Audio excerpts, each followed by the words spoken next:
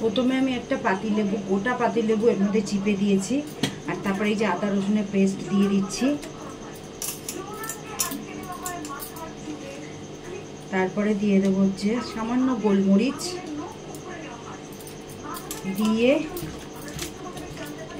আর দিয়ে এটা জাস্ট কিছুক্ষণ আমি ম্যারিনেট করে রেখে দেবো। আর একটুখানি দিচ্ছি তোমার শুকনো লঙ্কা গুঁড়ো।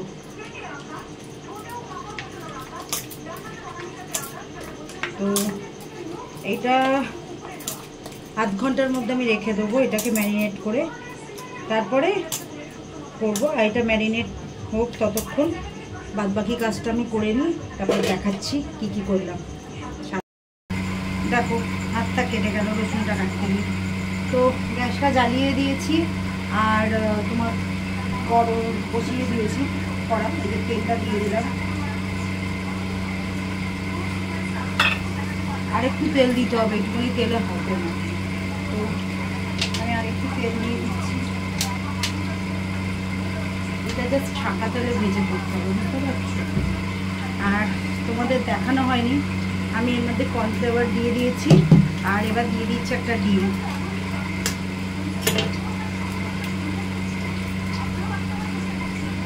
আর দিয়েছি সাথে একটু নুন। এবার ডিমটা দিয়ে একটু ভালো করে মাখবো, মেখে কিছুক্ষণ রাখবো যতক্ষণ তেলটা গরম হচ্ছে। এর মধ্যে বেশি কোনো ইনগ্রেডিয়েন্ট লাগবে না, মানে উপকরণ কোনো কিছু লাগবে না বেশি, জাস্ট একটু পেঁয়াজ আর 3-4 কোয়া রসুন আর কাঁচা লঙ্কা, আর কিচ্ছু লাগবে না। আর দিতে হবে সোয়া সস আর টমেটো সস।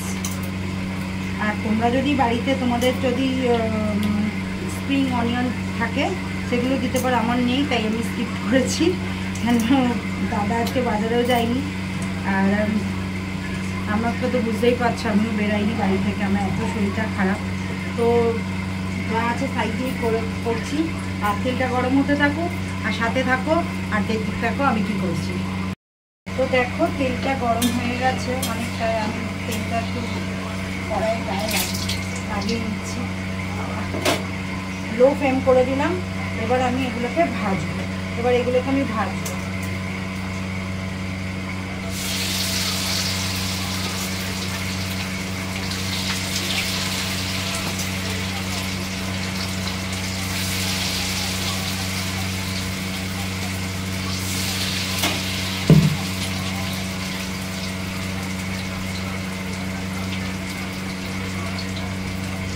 তো এটা একদম হালকা মিডিয়াম আঁচে ভাজতে হবে, নাহলে কিন্তু পুরোটা নষ্ট হয়ে যাবে, একদম কড়া ভাজা হয়ে যাবে আর খেতে একদম বিচ্ছিরি লাগবে।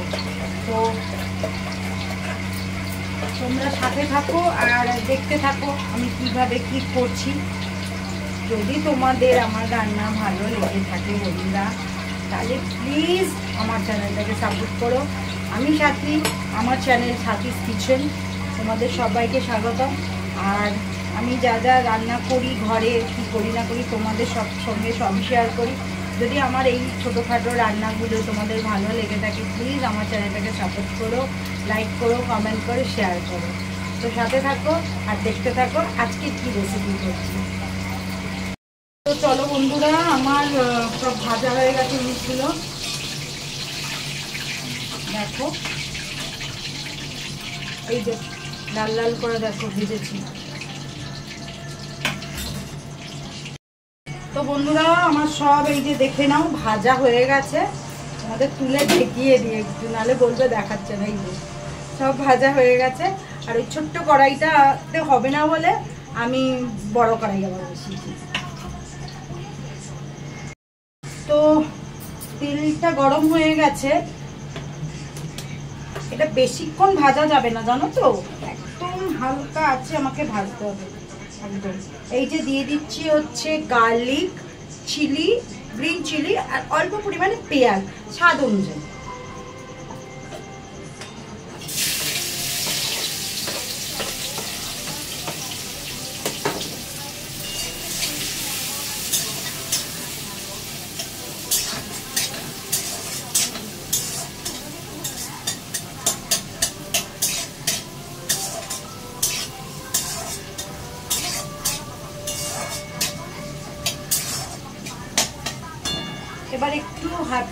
গ্যাসের ফ্লেমটা একটু বাড়িয়ে দেবো।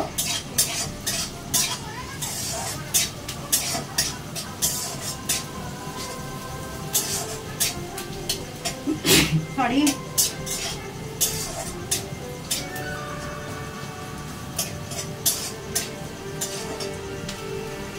এবার নিশ্চয়ই বন্ধুরা বুঝতে পারছো আমি কি করতে চাইছি বা কি করছি।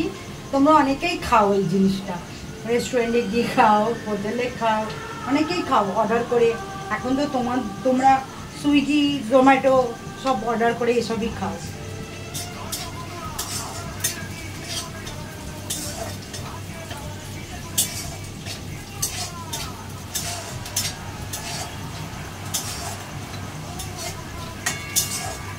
একটু গোল্ডেন ব্রাউন হলেই আমি এর মধ্যে দিয়ে দেবো সস।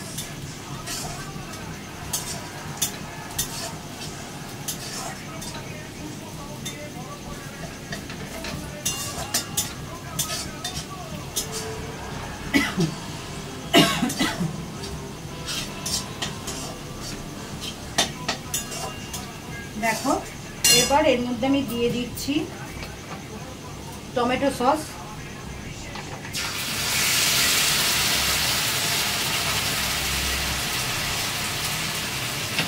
আর দিয়ে দিচ্ছি এটা কি ডাক সোয়া সস। হালকা বেশি দেবো না, অল্প, কেননা ডাক সোয়া সস দিলে না পিঠো হয়ে যাবে।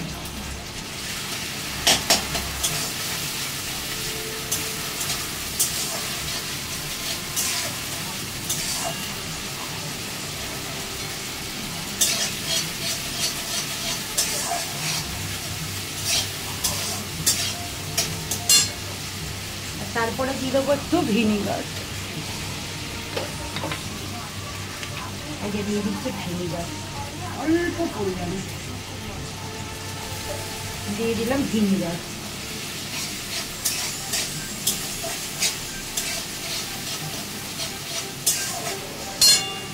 আর যেহেতু চিকেন ম্যারিনেট করার সময় নুন দেওয়া ছিল তাই জন্য, আর তার মধ্যে দেখো সোয়া সস ভিনিগার দুটোতেই নুন থাকে, তো তার জন্য আমি আন্দাজ মতো নুন দেবো। আর দিয়ে দেবো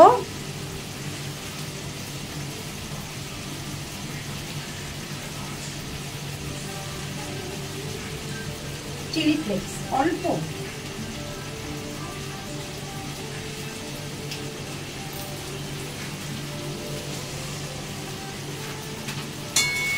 দিয়ে দেবো।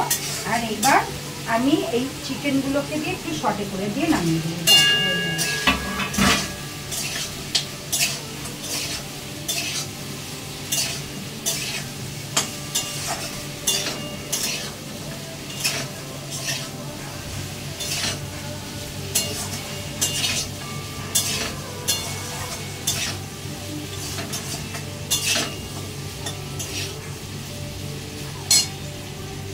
তোমরা সাথে থাকো, দেখতে থাকো কেমন হয়েছে। আমি পুরো রান্নাটা গুছিয়ে নিয়ে তোমাদের দেখাচ্ছি।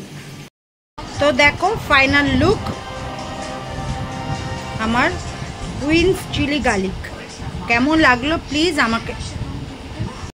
তো দেখো বন্ধুরা ফাইনাল লুক আমার উইন্স চিলি গার্লিক কেমন লাগলো প্লিজ আমাকে একটু বলো।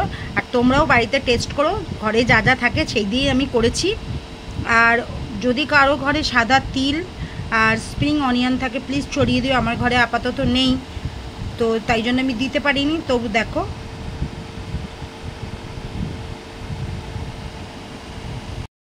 তো চলো, তোমার দাদা আসছে আর মেয়েও ক্লাস থেকে আসছেও, দেবো, আর ওরা খেয়ে রিভিউ দেবে কেমন হয়েছে, তাহলেই হবে। আবার তোমরাও একদিন করে খেয়ে আমাকে প্লিজ কমেন্ট করো কেমন হয়েছে খেতে। তো দেখা হচ্ছে আবার কালকে সকালে। তো এখন শুভরাত্রি।